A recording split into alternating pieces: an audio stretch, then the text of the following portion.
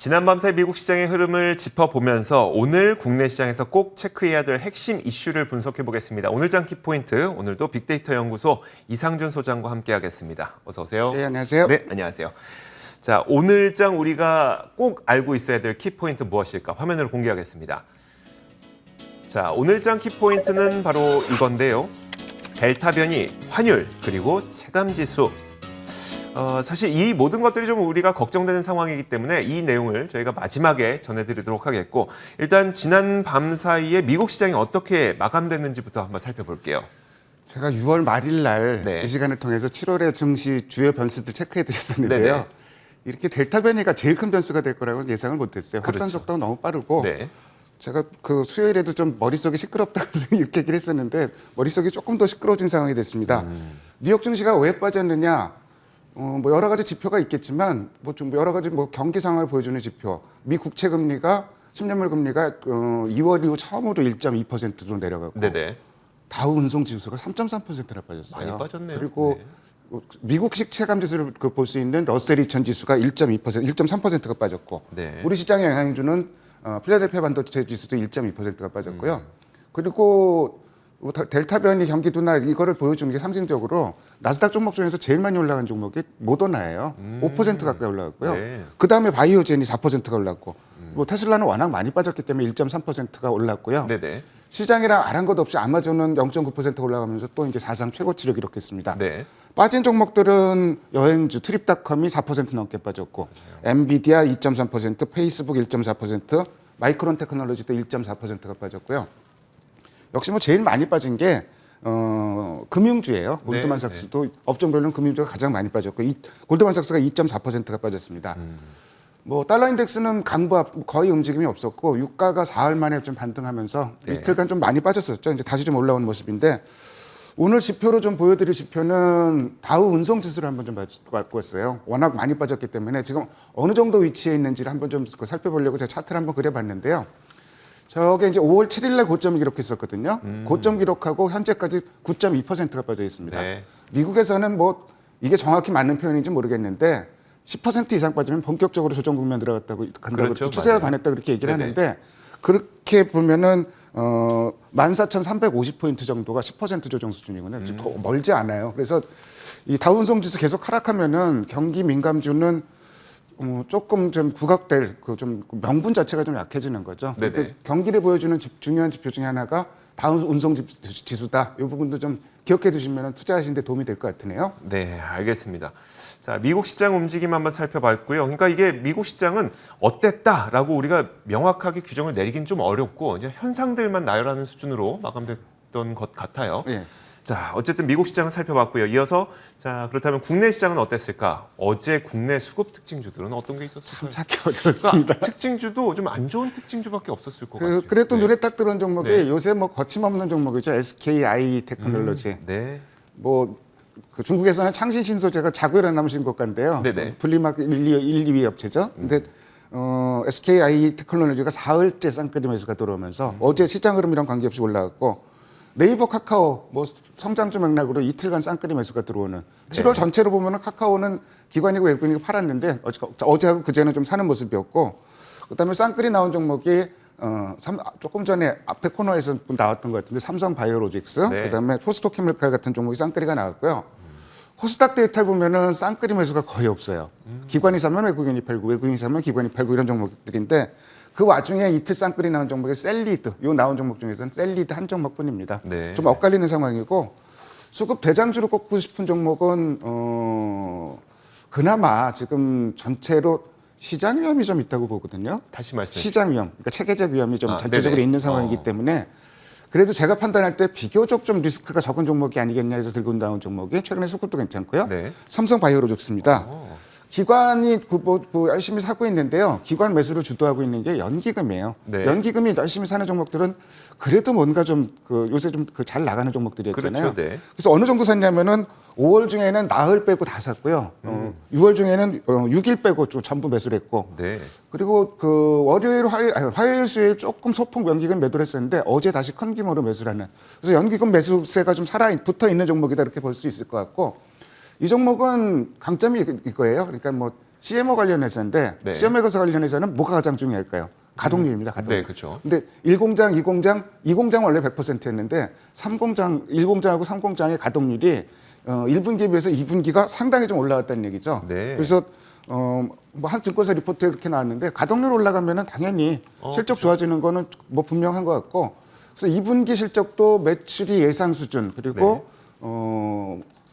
그 영업이익은 당초 예상했던 것보다 뭐 그 리포트에 따르면은 40% 이상 좋아질 거다 예상치보다 뭐 이렇게 얘기가 나오고 있는데 그렇다면은 이 장애에 사실은 뭐 그 델타 변이 이런 리스크도 있고 막 이런 상황에서 이 정도면 그래도 리스크가 좀 적은 종목이 아닌가 이렇게 판단을 하고요.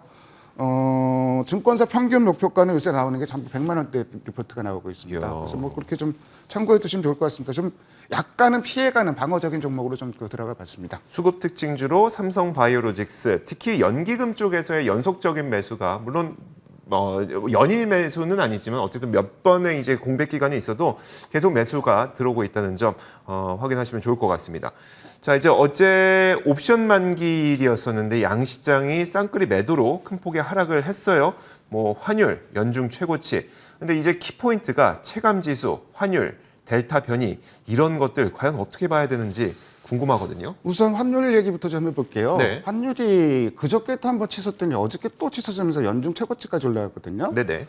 물론 지금 안전자산 선호 현상이 나오면서 달러가 강세를 보이는 건 맞는데 문제는 원화만 유달리 더 약세를 보였다는 점이에요. 다른 통화를 한번 비교해 보면은 사실 그 델타 변이로 인한 안전자산 선호 현상이 원화 약세를 이끄는 건 맞는데 네네.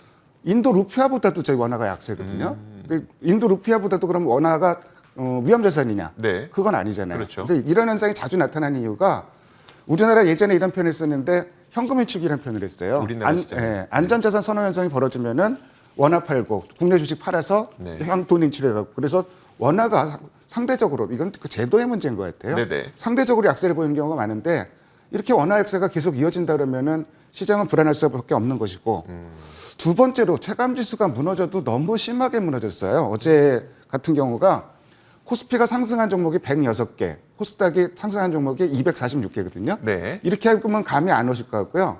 자, 내가 어저께 같은 날 아침에 장 시작하기 전에 무작위로 한 종목을 딱 집었다. 그러면 네. 코스피 종목이 내가 찍은 종목이 상승하는 확률이 11%밖에 안 돼요. 네. 코스닥은 16%밖에 안 됩니다. 그러니까 이러면은 굉장히 어려워지는 거죠. 그렇죠. 지수가 코스피가 1% 조금 안 되게 빠졌는데 그래서 투자자들이 느끼는 체감 지수는 한 10% 이상 빠진 것 같은 느낌까지도 들어요. 그리고 이게 어제만 그랬느냐? 그 월별로 그 일별 상승 종목수, 하락 종목수를 평균해서 좀 비교를 해봤는데요. 자, 5월달 지표 보세요. 7월달 지표 보세요. 평균적으로 오른 게 7월달에는 308개가 올라가고 535개가 하락을 했습니다. 네네. 이러면은 굉장히 심리가 좀 불안해지는 거죠. 그리고 세 번째로 좀 생각해 볼 부분이 기관 외국인이 굉장히 변덕이 심해요. 네. 그래서 한 번 산다 그래도 그 다음날 계속 살지는 장담을 하기 어려운 흐름이에요. 그렇죠. 그래서 지금 7월 들어서 매일매일 코스피 코스닥 외국인하고 기관이 어떻게 매매했는지를 제가 정리를 해봤는데요. 재밌는 게 코스피도 그렇고 코스닥도 그렇고 기관 산 날은 외국인도 사고 기관 판 날은 외국인도 팔고 네. 이런 현상이 계속 이어지고 있는데 한 번 샀다 그래서 그 다음 날까지 사는 경우도 없고 네. 그러니까 굉장히 수급이 좀 그 헷갈리는 모습이고 물론 이제 이런 부분이 있어요. 어저께가 옵션 만기였잖아요. 네. 옵션 만기였는데 뭐 이런 얘기도 해요. 뭐 저 파생 매매한 놈이 풋옵션 갖고 네. 30배 났다고 얘기해요. 어제 만기인데. 아. 그 정도로 재밀분 분들도 많고 또 어저께 그저께 또 시장을 굉장히 흉흉하게 만들었던 게 그저께도 1조 1천억 원을 선물 쪽에서 외국인이 매도를 했고 네. 어제도 1조 1천억 원을 매도를 했어요. 네. 이렇게 수급 흐름이 굉장히 좀 불안한 상황으로 좀 가고 있습니다. 그래서 이런 지표들이 뭔가 좀 안정이 될 때까지는 시장도 좀 어떤 갈피를 잡기는 좀 어려울 것 같고요. 네. 그 다음에 중요한 부분이 아까 이제 그 SKI 테크놀로지 같은 종목은 정말 유명하게 오랫동안 사고 있잖아요. 그쵸. 이런 종목들 빼고는 연속적으로 사는 종목들이 굉장히 찾기 어렵다는 점이에요. 그래서 금액이 아니라 이제 일수 기준으로 한번 정리를 해봤는데 이 종목 찾기가 너무 어렵더라고요. 7월 중에서 어제까지 거래 일수가 6일인데요. 네네. 그 중에서 이제 조금 길게 여러 일수를 산 종목들을 한번 찝어봤는데 네. SKI 테크놀로지가 외국인 기관이 닷새씩 샀고 6일 중에서 네. LX 하우시스도 닷새씩 샀고 DLNC는 외국인 나흘 기관은 6일 정도 샀고 매일 샀죠. 네. 그리고 SKC, 네이버 이런 종목들 정도로 꼽을 수 있는데 더 이상은 종목이 잘 안 나와요. 그것도 그러니까 한 번 산 종목들을 연속으로 사는 경향이 좀 약하다는 얘기는 수급 데이터 보고 한 번 사더라도 내일도 살 수 있을까? 네네. 이런 의심을 품을 수밖에 없잖아요. 네네, 그래서 그렇죠. 이런 지표들도 계속 확인할 필요가 있을 것 같고 그나마 접근 가능한 종목은 이런 종목 중에서 골라보는 것도 나쁜 전략은 아닐 것 같고 네. 반대로 연속으로 파는 종목들은 왜 이렇게 눈에 잘 띄나요? 많아요? 그 종목들도 한번 봤는데 5종목만 정리해 봤는데요. 네. 금융주 그리고 뭐 LG, 아모레퍼시픽, 한국전력, KT전지 이런 종목들은 5일 이상씩 계속 팔고 있어요. 그러니까 네네. 거의 그 7월 내내 팔고 있다는 얘기거든요. 어허. 이런 부분들을 잘 생각해서 접근할 필요가 있을 것 같습니다. 알겠습니다. 자, 그렇다면 이렇게 되게 좀 어려운, 그러니까 한치 앞을 보기 어려운 시장이니까 이런 시장에서 어떤 전략을 세워야 될까요? 일단 어제 옵션 만기였다는 점도 일단 고려를 해야 될 것 같고 네네. 그리고 지금 델타 변이 확산이라는 이런 그 체계적 위험은 저는 체계적 위험에 대해서는 항상 이렇게 얘기해요. 체계적 위험은 좋은 종목을 싸게 살 수 있는 기회가 발생하는 거 있다. 네. 여기 꼭 뒤집어서 얘기하면 그렇죠. 네. 뭐 위기는 기회다 이렇게 좀 볼 수 있는데 문제는 언제 사느냐예요. 그렇죠. 그 부분이잖아요. 그러니까 분명히 싸지고 있는 건 맞는데 그럼 언제쯤 사기 시작해야 되냐 이 부분을 고민할 수밖에 없잖아요. 아까 네네. 예를 들어서 2차 전지주 같은 경우도 이게 나라에서 세제 혜택 줘가면서 그 2차 전지는 배터리는 우리나라의 가장 그 경쟁력 있는 산업으로 키우겠다 이렇게 의지를 표명한 거고 네네.